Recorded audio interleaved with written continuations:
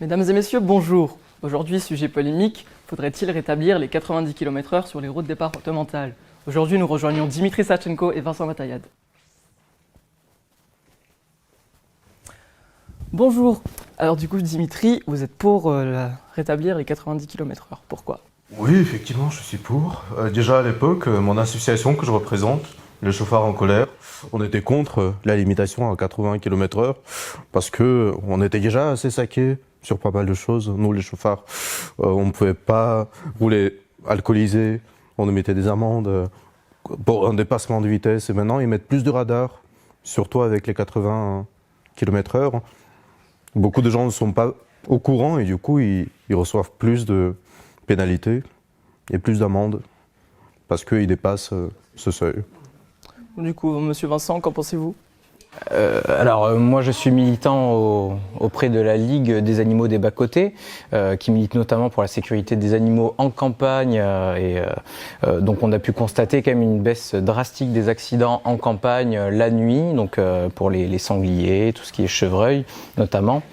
On se rend compte quand même que les 80 km/h ont vraiment été utiles pour justement baisser ce taux d'accident la nuit.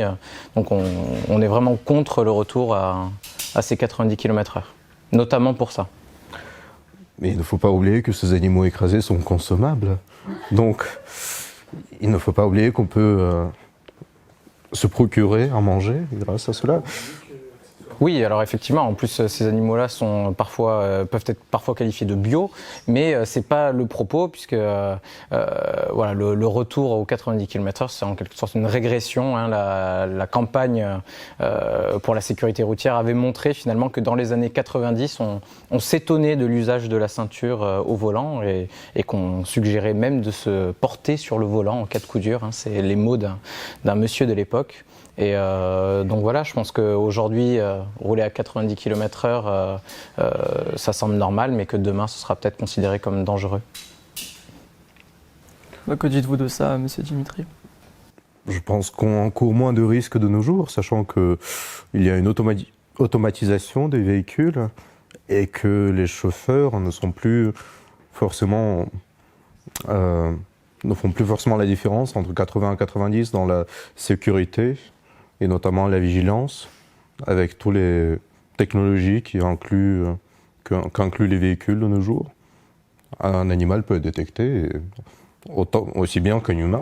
Oui, mais en même temps, ça concerne peut-être que 2 à 3% des véhicules équipés aujourd'hui. Donc est-ce qu'on peut vraiment mettre en place des lois qui concerneraient tout le parc des automobilistes pour ça? Très bien. Écoutez, merci beaucoup pour votre témoignage.